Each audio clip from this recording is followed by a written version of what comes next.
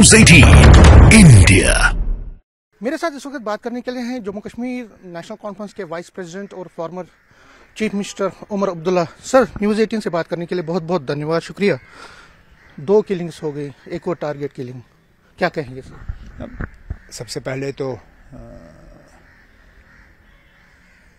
जो 2 गुजर गए हैं इस हमले में, उनके घर वालों के साथ हमदर्दी और अफसोस।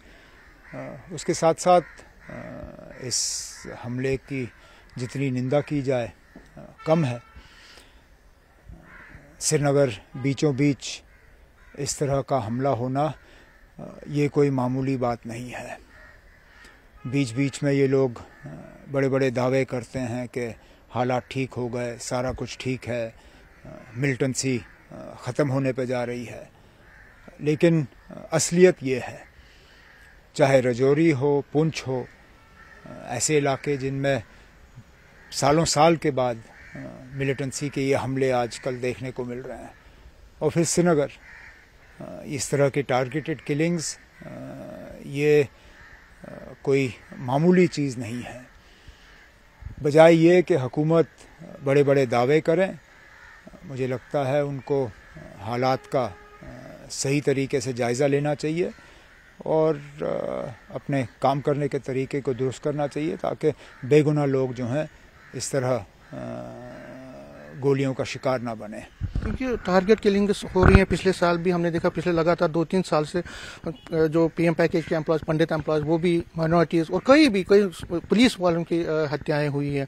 क्या आपको लगता है कि ये जो कितना बड़ा कंसर्न है और कितना ये एक कंसर्न बन के अव्वल के सामने आया है, और इससे क्या लगता है आपको कि जो माइनॉरिटीज़ खासकर वहाँ पे या जो वहाँ पे लेबर जाता है, कितना मुश्किल है उनको सामने आना? मुश्किल तो है, खतरा है उनको, कौन उससे इनकार कर सकता है। जिस तरह जैसे आपने खुद कहा, ये पहला हमला नहीं है। लगातार पिछले शायद 3 साल से इस तरह के हमले जो हैं वक्तन फ़वक्तन हमें देखने को मिल रहे हैं, और हुकूमत को चाहिए कि इन लोगों को हौसला दें और उनकी जो सिक्योरिटी जो है उसका सही तरीके से वो इंतज़ाम करें, बजाय ये कि सिर्फ दिखावे में पड़े। क्योंकि इस हुकूमत की एक आदत हो गई है, ये सिर्फ शोशा करते हैं। इनको सिर्फ अपने बैनर और पोस्टर देखने को चाहिए। ये सिर्फ चाहते हैं कि अखबारों में इनके प्रेस नोट छपें, और जो असली काम लोगों को सिक्योरिटी देने का है और हालात को ठीक रखने का है, उस चीज़ में ये पूरी तरह से नाकाम हुए हैं। जब हम बीजेपी वालों से बात करते हैं या गवर्नमेंट, वो कहते हैं कि अब हड़ताल नहीं हो रही है, स्टोन पेल्टिंग नहीं हो रही है, स्कूल खुल रहे हैं, वो कहते हैं कि ये जो घटनाएं हैं ये एक डिरेल करने की, जो पीस आया है उसको डिरेल करने की कोशिश है। आप क्योंकि एक तजुर्बेकार और पुरानी सियासतदान, क्या आपको लगता है कि एक डिरेल करने की अटेम्प्ट है पाकिस्तान की, या जो हमारे यहाँ जम्मू कश्मीर में पीस को डिस्टर्ब करने की कोशिश? जब ये लोग नाकाम हो जाते हैं तो ये फिर इसको डीरेल कहते हैं। जब हमारे वक्त में ऐसे हमले होते थे तो उसके लिए किसको जिम्मेदार ठहराया जाता था? आज भी जब बीजेपी वाले हमारी हुकूमत के बारे में बात करते हैं तो जितनी भी आप माननीय होम मिनिस्टर साहब की तकरीर मुझे याद है, जिसमें उन्होंने कहा कि नेशनल कॉन्फ्रेंस वाले और इससे पहले हुकूमतें थीं वो जिम्मेदार थीं, यहाँ हज़ारों लोग मरे। जब हमारे दौर में हज़ारों लोग मरे जो ये कहते हैं, तो वो क्या डीरेल नहीं था? सिर्फ इनके वक्त में डीरेल होता है। हमारे वक्त में हमारी नालायकी, इनके वक्त में डीरेल। अगर हम नालायक थे तो ये भी नालायक हैं। अगर ये डीरेल है तो उस वक्त भी डीरेल था। ये खुद फैसला करें। अगर ये डीरेल अभी कहते हैं डीरेल, तो फिर हमारे वक्त में भी डीरेल था। फिर हमारे वक्त में नालायकी नहीं थी, नाकामी नहीं थी। ये पिक एंड चूज तो कर नहीं सकते ना कि हमारे वक्त में जब हमले होते थे तो उसके लिए हम लोग कसूरवार, इनके वक्त में जब हमले होते हैं तो उसके लिए पाकिस्तान कसूरवार। ये फैसला करें ये हमले कैसे क्यों हो रहे हैं। या तो ये डीरेल है, पाकिस्तान करा रही है, तो ठीक है, फिर तो हमारे वक्त में भी वो लागू है। बताएं हमें। पाकिस्तान में आज वहाँ वोटिंग हो रही है, नई गवर्नमेंट आ रही है वहाँ पे, और आपकी नेशनल कॉन्फ्रेंस लगातार ये कह रही है कि बातचीत होनी चाहिए नेबर के साथ। फारूक साहब के साथ मैंने परसों भी कुछ दिन पहले भी बात की थी, उन्होंने फिर दोहराया कि बातचीत, और आपका ये पहले से रहा है। इन हालात में आपको लगता है जब ये सिचुएशन होती है, बीजेपी कहते हैं किन से बात करेंगे, तो क्या आपको लगता है जो नई गवर्नमेंट है उनके साथ कोई बात करनी चाहिए? या बातचीत के लिए माहौल बनाना है। हम सब बातचीत के हक में हैं, बातचीत से कौन इनकार कर सकता है। अटल बिहारी वाजपेयी हैं जिन्होंने कहा था कि हम दोस्त बदल सकते हैं, पड़ोसी बदल नहीं सकते। पाकिस्तान हमारा पड़ोसी था, है, रहेगा, लेकिन बातचीत के लिए माहौल बनाना ये सिर्फ हिंदुस्तान की जिम्मेदारी नहीं है, इसमें पाकिस्तान को भी अपना एक रोल अदा करना होगा। यहाँ जो लगातार ये हमले हो रहे हैं, लगातार जो इन्फिल्ट्रेशन की कोशिशें की जा रही हैं, लगातार जो ड्रोन्स का इस्तेमाल किया जा रहा है यहाँ हथियार और ड्रग्स भेजने के लिए, उस पर भी रोक लगाना वो उनकी जिम्मेदारी तो बनती है। तो जहाँ हम गवर्नमेंट ऑफ इंडिया से कहते हैं कि बातचीत की जानी चाहिए, वहाँ पे हमें गवर्नमेंट ऑफ पाकिस्तान से भी ये कहना होगा कि बातचीत के लिए माहौल बनाना उनकी भी जिम्मेदारी बनती है। आतंकवाद को बंद करना, आतंकवाद को बंद करना और माहौल तैयार करना। देखिए, ताली दो हाथ से बजती है, एक हाथ से नहीं। मैं गवर्नमेंट ऑफ इंडिया से तो ये उम्मीद नहीं कर सकता ना कि वो एक ही हाथ से ताली बजाएं। इसमें अगर हम चाहें कि बातचीत के लिए माहौल बने तो उसमें पाकिस्तान को भी अपना रोल जो है वो अदा करना होगा। सिर्फ दो सवाल सियासत के ले लूंगा, क्योंकि अब सियासत भी चल रही है। आपने कल कहा कि कांग्रेस के साथ बातचीत कर सकते हैं, और कांग्रेस अगर जो 3 सीटें हैं एनडीए के पास हैं, बीजेपी के पास है जम्मू कश्मीर की, उसमें बात हो सकती है। इसका मतलब आपने क्लोज कर दिया 3 सीटें जो वो है वो नेशनल कॉन्फ्रेंस लड़े। अब अगर कांग्रेस यहाँ से 2 सीटें या आप लद्दाख भी लेते हैं, पीडीपी तो म्यूट है ना, पीडीपी को क्या दे रहे हो आप? पीडीपी कह रही है कि यार हम भी तो अलायंस में है, हम भी तो इंडिया अलायंस में है, अब सिर्फ कांग्रेस और एनसी आपस में बात करेंगे तो हम कहाँ जाएंगे? ना, वो अब मैं इस मामले में पढ़ूंगा नहीं। बातचीत का सिलसिला भी शुरू हुआ नहीं है। मैंने आपसे कल ये कहा था कि 3 सीटें पहले से ही इंडिया अलायंस के पास हैं। ये हमारा अंदरूनी मामला है ना, अंदरूनी मामला। हम किससे बात करेंगे, किससे नहीं करेंगे, ये हम तक है। ये इंडिया अलायंस का मामला नहीं है, क्योंकि ये सीटें पहले से ही इंडिया अलायंस के पास हैं। अंदरूनी तौर हम क्या करते हैं क्या नहीं करते वो आप हम पे छोड़ दीजिए। इंडिया अलायंस का जहां तक ताल्लुक है, इंडिया अलायंस का मकसद है कि बीजेपी की सीटें कम हो। बीजेपी के पास कितनी सीटें हैं? 3। हम उन 3 सीटों पे इंडिया अलायंस से बात करेंगे। जहां तक जो 3 सीटें पहले से ही इंडिया अलायंस के पास है वो हमारा अंदरूनी मामला है, वो आप हम पे छोड़ दीजिए ना, हम आगे देख लेंगे क्या करना है। मतलब आपको लगता है कि पीडीपी को भी आप साथ में लेंगे? मैं कुछ इससे ज्यादा नहीं कहूंगा। आप हम पे मतलब दबाव डाल नहीं सकते कि हम पहले से ही सारी चीजें जो है खोल के बात करें।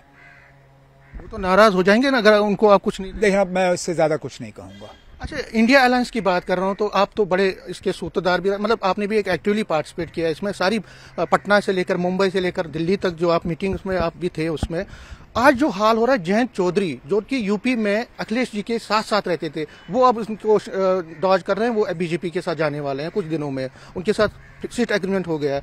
नीतीश कुमार जी चले गए, ममता बनर्जी जी ने टाटा बाय बाय कर दिया। इंडिया ब्लॉक है अब ये कागजों में है, लेकिन ये तो मान के चलना होगा कि इंडिया अलायंस में अभी वो दम नहीं है जो पटना, बम्बई और बेंगलोर में था। नीतीश जी का जाना ये एक सेटबैक है। अगर बाकी इस चीज़ को तस्लीम करें ना करें, मैं तो कम से कम इस चीज़ को एक बड़ा सेटबैक मानता हूं, क्योंकि इसके आर्किटेक्ट ही वही थे। पहले जो पटना की मीटिंग हुई वो नीतीश कुमार जी ने बुलाया, तो अगर हम सब एक प्लेटफॉर्म पे आए तो वो प्लेटफॉर्म उन्होंने तैयार किया। उसके बाद छोड़ के जाना ये हमारे लिए कोई अच्छी बात नहीं रही। और फिर जो अंदरूनी आपने अभी जिक्र किया जयंत का, अभी तक तो वो गए नहीं, और कोशिश की जानी चाहिए कि वो ना जाएं। उनका एक रिश्ता रहा है समाजवादी पार्टी के साथ और अखिलेश के साथ। हम तो यही चाहेंगे कि किसी ना किसी तरह अखिलेश उनको मनवाएं और अलायंस के साथ ही रखें। जहाँ तक वेस्ट बंगाल का सवाल है, ये जो रोज़ तू मैं कांग्रेस और ममता के दरमियान, इससे भी इंडिया अलायंस को कोई फ़ायदा नहीं पहुँचता है, नुकसान ही होता है। लेकिन मैं जम्मू कश्मीर का ही, हमारी पॉलिटिक्स जम्मू तक कश्मीर तक ही है। हम ज़्यादा से ज़्यादा राय दे सकते हैं, उसको हम लगता है कि कांग्रेस कहीं मिसमैनेज कर गई, उसकी हठधर्मी। इसका कसूर सिर्फ कांग्रेस का नहीं है। नीतीश कुमार को कांग्रेस ने नहीं भगाया। कांग्रेस चाहती थी कि नीतीश कुमार कन्वीनर बने इंडिया अलायंस का।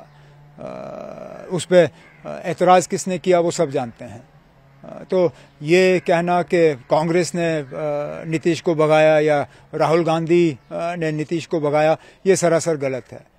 राहुल गांधी, सोनिया गांधी, कांग्रेस पार्टी वो चाहती थी कि नीतीश कुमार कन्वीनर बने, लेकिन हम सब जो उस मीटिंग में थे हम जानते हैं नीतीश कुमार कन्वीनर क्यों नहीं बन सके, और वही शायद वजह बनी कि वो इंडिया अलायंस छोड़ के चले गए। सर 2 सवाल और लूंगा फिर ये करूँ।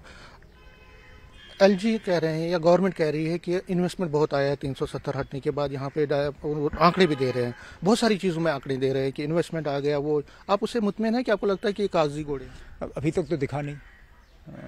जब ज़मीनी सतह पे ये इस इन्वेस्टमेंट का इस्तेमाल हमें दिखना शुरू हो जाएगा फिर आप मुझसे ये सवाल करिए, क्योंकि इस इन्वेस्टमेंट से फ़िलहाल मुझे किसी की नौकरी तो नज़र नहीं आई, कोई कारखाना नया नज़र नहीं आया, किसी की रोज़मर्रा की ज़िंदगी में बेहतरी तो नज़र नहीं आई। कहने के लिए तो ये जिस तरह मिलिटेंसी के खात्मे की बात करते हैं, फिर हर दूसरे तीसरे दिन कहीं ना कहीं हमला होता है, इसी तरह इनका इन्वेस्टमेंट, बात तो ये बहुत करते हैं, फिर ज़मीनी सतह पे दिखता नहीं। और जो प्रोजेक्ट्स अब प्राइम मिनिस्टर साहब शायद मार्च के पहले हफ्ते में आ रहे इनॉग्रेट करने, उनमें से कौन सा नया है जो 370 हटने के बाद आया? ये तो सारे वो प्रोजेक्ट्स हैं या तो पीडीपी बीजेपी गवर्नमेंट के दौरान इनकी शुरुआत हुई या उससे पहले जब एनडीए की गवर्नमेंट थी, जब हमारे डॉक्टर मनमोहन सिंह साहब यूपीए की गवर्नमेंट थी, ये उस वक्त के प्रोजेक्ट्स हैं। 370 हटने के बाद तो मुझे कोई नया प्रोजेक्ट अभी तक दिखा नहीं, इंतजार कर रहा हूँ शायद। कश्मीरी पंडितों के बारे में कह रहे हैं कि अब रिहेबिलिटेशन उनकी करवानी है, ये अब हमारा इनकम्प्लीट एजेंडा है। आप इस बात से सहमत? वो कह रहे हैं बीजेपी वाले कि अब तीसरी टर्म जब आएगी तो इनकी रिहेबिलिटेशन हम करेंगे। हमने 2 जो थे 370 पहले 2 टर्म क्यों जाया किए? कितने हमारे कश्मीरी पंडित भाई बहन हैं जो इन 10 सालों में गुजर गए, जो शायद वापस जाना चाहते थे, जो अब इस दुनिया में नहीं रहे, उनको क्या जवाब दोगे कि ये 10 साल क्यों ज़ाया किए उन्होंने? अब कहते हैं तीसरे टर्म, जब तीसरे टर्म में नहीं होगा चौथी टर्म तो शायद इनको मिलेगी नहीं। जब तीसरी टर्म में नाकाम होंगे तो फिर क्या करेंगे? माफ़ी मांगेंगे। और जो इन 10 सालों में वापस नहीं जा सके उनका, जिनको हमने रिहेबिलिटेट करके वहाँ नौकरियाँ दी और वहाँ बसाया, जो वहाँ से भागे, उनका क्या होगा? ये तो झूठ पे झूठ। आपको लगता है पीएम साहब जो 400 का आंकड़ा उन्होंने दिया है, क्या आप वो पार होगा? आपको लगता है इन हालात में एज ए न्यूट्रल एक पॉलिटिशियन? अगर आपने मुझसे ये सवाल 2 महीने पहले किया होता तो मैं हंसता और कहता कि नामुमकिन है उनका 400 क्रॉस करना। 300 भी शायद उनके लिए मुश्किल लग रहा था। लेकिन अभी जो ऑपोजिशन के अंदर जो अनबन बनी हुई है, हम उस मजबूत पोजीशन में नहीं हैं जिस पे हम थे कुछ महीने पहले। अभी भी इलेक्शन का ब्यूगल बजा नहीं है, अभी भी मतलब हम खेल हाथ से निकला नहीं वापस। लेकिन लगता है कि हो सकता है उनका। अब इलेक्शन में कुछ भी हो सकता है। इनके पास मनी है, मंदिर है, बहुत सी चीज़ें हैं, क्या पता ये क्या बेचेंगे और किससे ये वोट हासिल करेंगे। लेकिन जहाँ तक ऑपोजिशन का सवाल है, हमें हाथ ऊपर नहीं करने चाहिए, जम के इनका मुकाबला करना चाहिए। देखें कहाँ तक पहुँचते हैं ये लोग। लास्ट में असेंबली इलेक्शंस क्या आपको लगता है होंगे? क्योंकि अब सुप्रीम कोर्ट ने भी कहा है, या उसके लिए आपको लगता है कि ये अभी नहीं होगा? ये भी मैं बीजेपी की एक रिवायत रही है, जहाँ ये इलेक्शन जीत नहीं सकते, या तो चोरी करते हैं या फिर इलेक्शन कराते ही नहीं। बम्बई के मेयर का इलेक्शन अब 3 साल हो गए, बम्बई के मेयर का 3 साल हो गए, वहाँ इलेक्शन नहीं हुए क्योंकि बम्बई में ये लोग जीत नहीं सकते। चंडीगढ़ का इलेक्शन था, हारने वाले थे, लूट किया। सुप्रीम कोर्ट ने खुद कहा कि वहाँ के रिटर्निंग अफसर हैं जो वो जमहूरियत के कातिल हैं। इन्होंने जम्मू कश्मीर में असेंबली इलेक्शन नहीं कराए क्योंकि हार जाएंगे, और मुझे ज़्यादा उम्मीद नहीं है कि ये इलेक्शन कराएंगे क्योंकि इनकी हालत कुछ ठीक नहीं है जम्मू कश्मीर में। लगता नहीं है आपको इलेक्शन करवाए? मुझे लगता नहीं है। बीजेपी डरी हुई है, वो लोगों का सामना नहीं कर सकती। कहने के लिए तो 1 नेशन 1 इलेक्शन, अगर वाकई वो 1 नेशन 1 इलेक्शन मानते हैं तो मोदी जी आ रहे हैं यहाँ पे, अपनी तकरीर में कहें कि मैं 1 नेशन 1 इलेक्शन का सबूत आपको जम्मू कश्मीर से दिखाता हूँ, शुरुआत जम्मू कश्मीर से करेंगे। मैं भी देखता हूँ अगर वाकई 1 नेशन 1 इलेक्शन कराने की इनकी हिम्मत है तो कराएं 1 नेशन 1 इलेक्शन, करें जम्मू कश्मीर का पार्लियामेंट और असेंबली एक साथ। फिर मैं मान के चलूँ कि हाँ जी ये है कुछ इसमें दम। सर यूटी अगर रहता है तो आप इलेक्शन लड़ेंगे? इस सवाल का जवाब मैंने बहुत बार दिया ना। Thank you sir. ये थे उमर अब्दुल्ला, नेशनल कॉन्फ्रेंस के वाइस प्रेसिडेंट और फॉर्मर चीफ मिनिस्टर। कई चीज़ों का उन्होंने उन पर बात की, और लेकिन सबसे बड़ी बात उन्होंने कही कि उन्होंने माना कि जो नरेंद्र मोदी, प्राइम मिनिस्टर नरेंद्र मोदी ने जो 400 प्लस का आंकड़े का बात की है सीट्स जीतने का, उनको लगता है कि वो पॉसिबल है, क्योंकि अपोजिशन बिखरी हुई है, अपोजिशन में इतनी ताकत नहीं है। बड़ा स्टेटमेंट है उमर अब्दुल्ला की तरफ से, और कई और चीज़ों को इस खास बातचीत में उन्होंने हमारे साथ शेयर किया।